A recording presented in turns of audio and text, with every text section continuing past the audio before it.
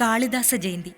വാൽമീകിയും വ്യാസനും കഴിഞ്ഞാൽ ഭാരതത്തിൽ ഈശ്വരീയമായ സ്ഥാനം നൽകി ആദരിക്കുന്ന കവികുലഗുരു.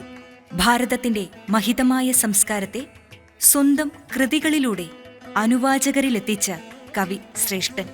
പ്രകൃതിയുടെ ചാരുചിത്രങ്ങൾ ഇത്രയേറെ അലങ്കാരപ്രയോഗവും രസങ്ങളുടെ മധുരമായ പരിപാകതയും കൊണ്ട് അനുവാചകരെ ഒരു അഭൗമതലത്തിലേക്ക് ഉയർത്താനുള്ള അത്ഭുതസിദ്ധി കാളിദാസനുണ്ട്. ഭാരത സംസ്കാരത്തെയും ജീവിത ദർശനങ്ങളെയും കഥ തന്തുവുമായി യോജിപ്പിക്കാനുള്ള രചനാവൈഭവം കാളിദാസനോളം മറ്റാർക്കുമില്ല.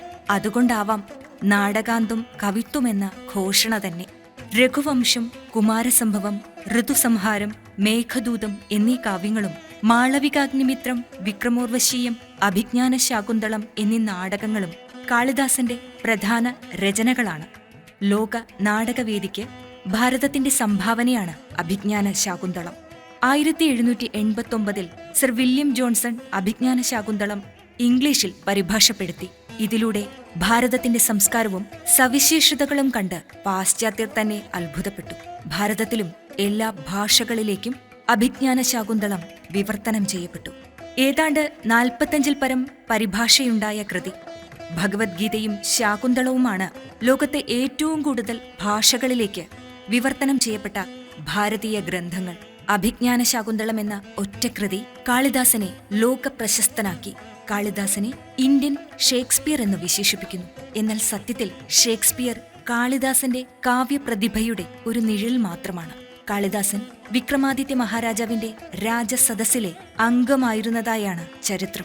ബുദ്ധിവളർച്ചയില്ലാത്ത കാളിദാസൻ പണ്ഡിതയായ ഒരു യുവതിയെയാണ് വിവാഹം കഴിച്ചതെന്നും അവർ ഒരു രാജകുമാരിയായിരുന്നെന്നും അധികം താമസിയാതെ സാമാന്യ ബുദ്ധി പോലുമില്ലെന്ന് തിരിച്ചറിഞ്ഞ ഭാര്യ അദ്ദേഹത്തെ വീട്ടിൽ നിന്നും പുറത്താക്കിയെന്നും അലഞ്ഞു തിരിഞ്ഞു നടന്ന കാളിദാസൻ സാക്ഷാത് ഉജ്ജയിനിലെ മഹാകാളി അമ്മന്റെ സാമീപ്യം തേടിയെന്നും ആണ് കഥ.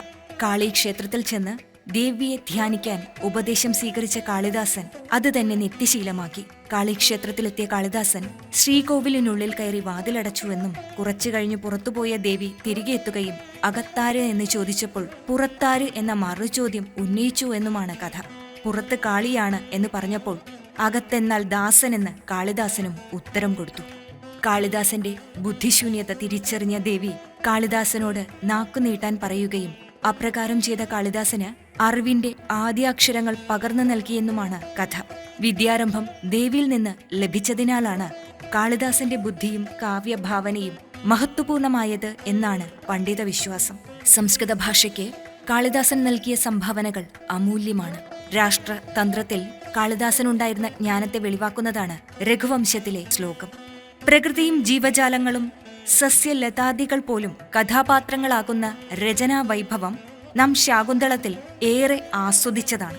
അതുപോലെ രാഷ്ട്രതന്ത്രജ്ഞതയും ക്ഷേമരാഷ്ട്രവും ഗുരുവൈശിഷ്ട്യവും കുലമഹിമയും വാക്കിന്റെ വിശുദ്ധിയുമൊക്കെ രഘുവംശമെന്ന ഒറ്റ കൃതിയിലൂടെ തന്നെ പൂർവസൂരികളുടെ ഗരിമ മഹാകവി കാളിദാസൻ നമുക്ക് കാട്ടിത്തന്നു. അതുകൊണ്ടാവാം ആ മഹാകവിയെ ഭാഷ ഇങ്ങനെ സ്മരിക്കുന്നത്. പുരാ കവീനാം ഗണനാ പ്രസംഗേ കനിഷ്ഠികാധിഷ്ഠിത കാളിദാസഃ അദ്യാപി തത്തുല്യ കവേരഭാവാത് അനാമിക സാർദ്ധവതി ബഭുവ.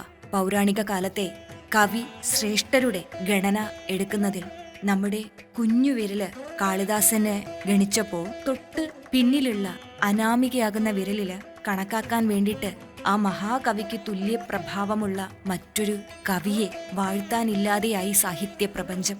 പുരാ കവീനാം ഗണനാ പ്രസംഗേ കനിഷ്ഠികാധിഷ്ഠിത കാളിദാസഃ അദ്യാപി തത്തുല്യ കവേരഭാവാത് അനാമിക സാർദ്ധവതി ബഭൂവ. തഥാ സമക്ഷം ദഹതാ മനോഭവം പീനാകിനാ ഭഗ്നമനോരഥാ സതി നിനിന്ദരൂപം ഹൃദയേണ പാർവതി പ്രിയേഷു സൗഭാഗ്യ ഫലാഹി ചാരുത.